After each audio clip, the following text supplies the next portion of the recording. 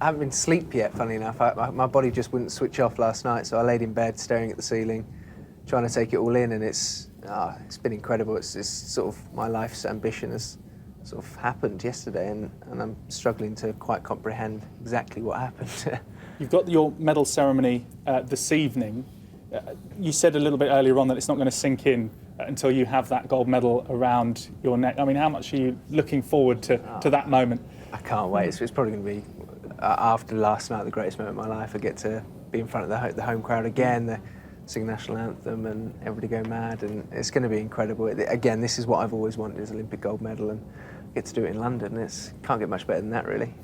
Can't get much better than the crowd and the way that they reacted, particularly first of all to Jessica Ennis in her 800 metres. That was, of course, going on as well, and they were competing whilst you were doing the long jump. Was that off-putting, or did that kind of pump you up and spur you on? No, it really kind of gets you going. When you see someone like Jess out there doing incredibly well, you really just want to strive to emulate something like that, and she was absolutely incredible yesterday, as was Mo, and I'm just so pleased to be sort of a member of the 6 medals that was won on one day for Team GB. It was incredible, and 3 golds for athletics is unheard of. So it was an absolutely incredible night, and the crowd were just absolutely amazing. That's what gave you that extra edge, and I felt every time I was running down that runway that I had wings, because they were so amazing. Because people have maybe questioned whether the burden of home expectation would be that a burden, but obviously it just inspired all 3 of you last night, and hopefully more. I think it will. I mean, I think all the Brits that go in here have to realise that the crowd that are out there, they want you to do well. They're there to see you do well, and they're going to cheer for you to do well. So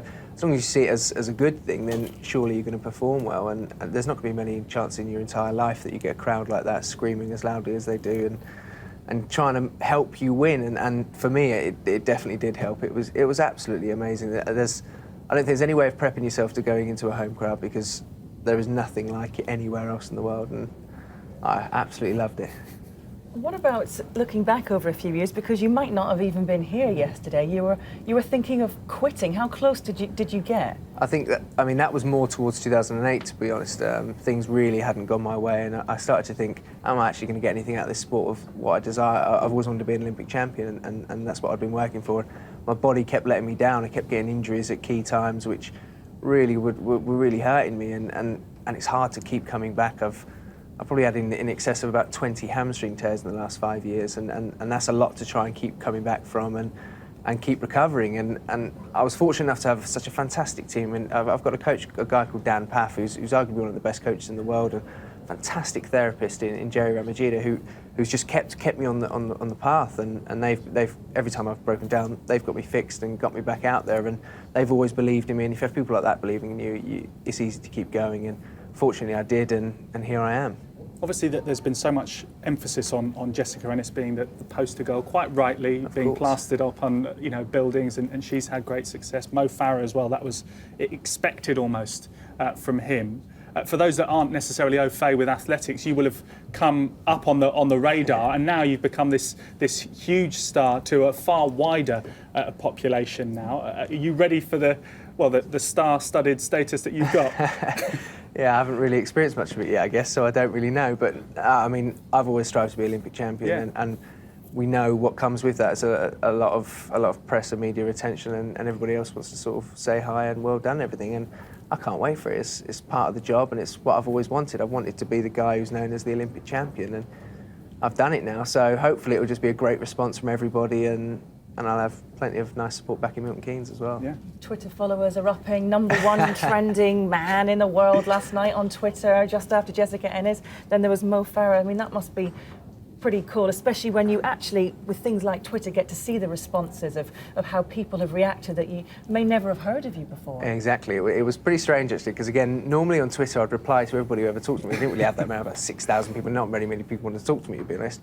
All of a sudden it's sort of gone into the 40,000s or so, and then I'm struggling to keep up with what's going on, and I've now got to try and adapt to that and try and stay in touch a little bit. But it's been amazing. Everybody's just been so fantastic, just well done's, and really, really pleased for me, and I've been inspirational to others. And I mean, that's such a great feeling to know that people have been watching me, and maybe a few kids have been thinking, you know what, I want to be like that ginger kid who just jumped in the sandpit. I want to be a long jumper, and if that's happened, then part of my job's done well. I mean, presumably, who were your heroes when you were growing up and you saw as your inspiration that you've almost emulated them now? Just take us back to when you were 7, 8, 9. Or... I mean, well, my first ever Olympic experience was watching Rutherford win in '92, and I always remember I was with my dad and my brother, and we were on the sofa all cheering.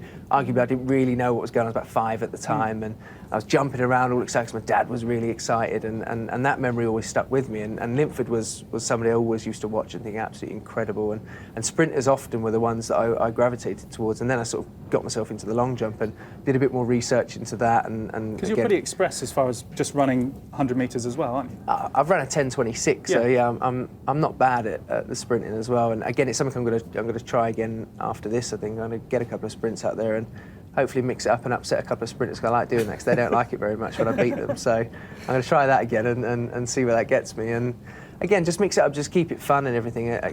I've just achieved one of my life's ambitions, and that's pretty amazing. So I'm going to keep it fresh and keep things going and see what happens. Now you have achieved that though, like what next? Have you thought past this point?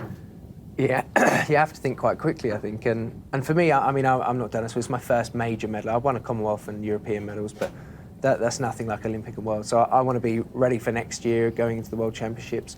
Hopefully I can win a World Championships and then get on to Rio eventually and hopefully defend my title. I'd love to be double Olympic champion. And if my body's holding up well, maybe triple Olympic champion. I'll be 33 in 2020 and maybe ready to take 3, which would be absolutely fantastic. Have you got any sympathy for Mitchell Watt, who you beat yesterday evening, the Aussie, into silver?